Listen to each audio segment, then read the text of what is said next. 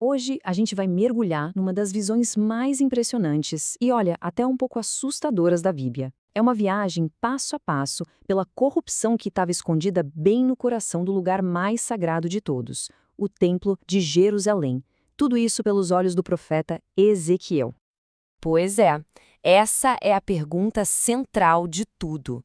A história toda se desenrola quase como uma investigação, sabe? Um mistério divino que convida a gente a descobrir, junto com o profeta, o que acontece de verdade quando a fé se desvia, em segredo. E para a gente entender bem, a coisa toda começa num momento muito, mas muito específico. Isso não é uma historinha qualquer, não. Ela está ancorada num dia exato, quando o profeta Ezequiel, que estava exilado lá na Babilônia, está sentado em casa com os líderes de Judá e, de repente, ele sente a mão do Senhor Deus sobre ele. O contexto aqui é tudo. Jerusalém estava prestes a ser destruída e essa visão é tipo a explicação divina do porquê. E aí acontece o inacreditável. Uma força divina pega ele pelos cabelos da cabeça e, em espírito, o transporta de onde ele estava, no exílio, direto para Jerusalém. A missão dele?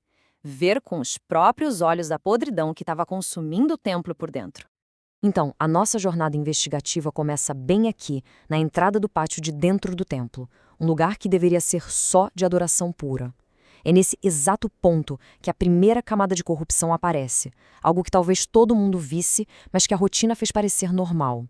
E a primeira coisa que Ezequiel vê é de Caio Queixo, um ídolo que a Bíblia chama de imagem do ciúme. O ponto aqui é que a simples presença dessa estátua no portão do altar já era uma provocação direta, um desafio à santidade do lugar, feita para despertar o zelo ou o ciúme de Deus. E bem quando a gente pensa, nossa, não pode piorar, uma voz divina avisa. Isso é só o começo. Essa frase vai se repetir como um refrão sombrio, levando a gente cada vez mais fundo na escuridão. Agora a visão leva a gente para além do que era público, para aquilo que estava escondido. Se a primeira abominação estava ali, na cara de todo mundo, a próxima vai exigir uma investigação mais a fundo, um olhar por trás das paredes. E olha só a sequência da descoberta. Ezequiel não chega e entra. Ele é guiado passo a passo. Primeiro ele vê um buraco na parede. Depois vem a ordem: cava essa parede. E quando ele faz isso, uma porta secreta aparece. A tensão só aumenta.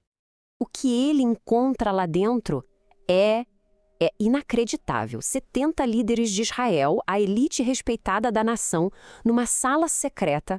E eles não estão orando para o Deus de Israel, não. Estão queimando incenso para ídolos de répteis e animais abomináveis, pintados em todas as paredes.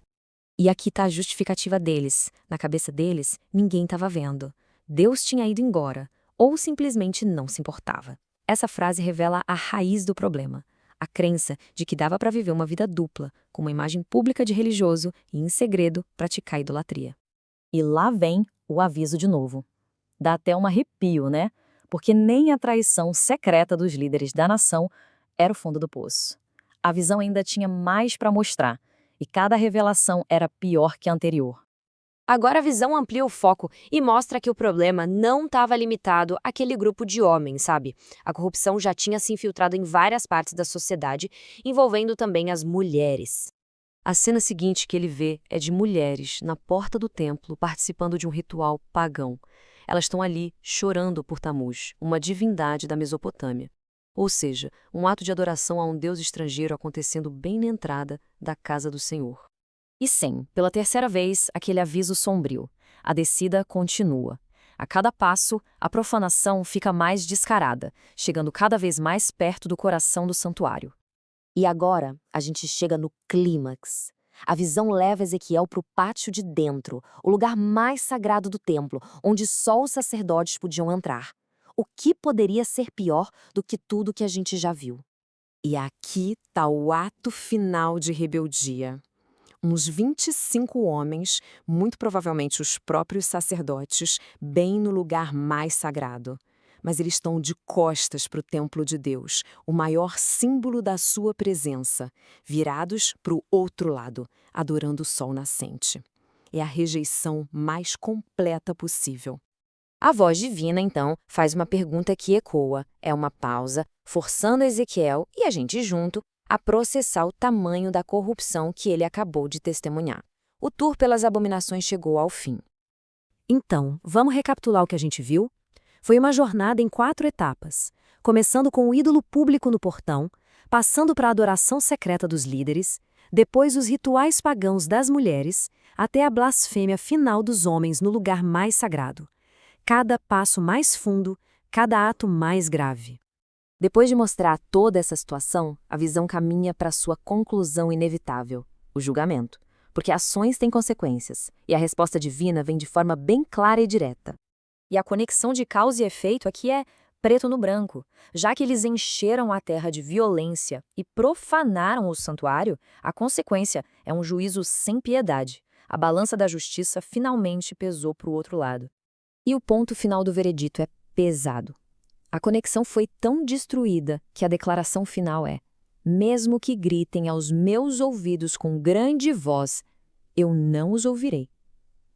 A porta para a misericórdia naquele momento se fechou. E a gente termina com essa reflexão, uma pergunta que atravessa o tempo. A visão de Ezequiel é um relato antigo, claro, mas ela levanta uma questão universal sobre a hipocrisia e sobre as consequências de uma corrupção que, mesmo escondida, age bem debaixo do nosso nariz.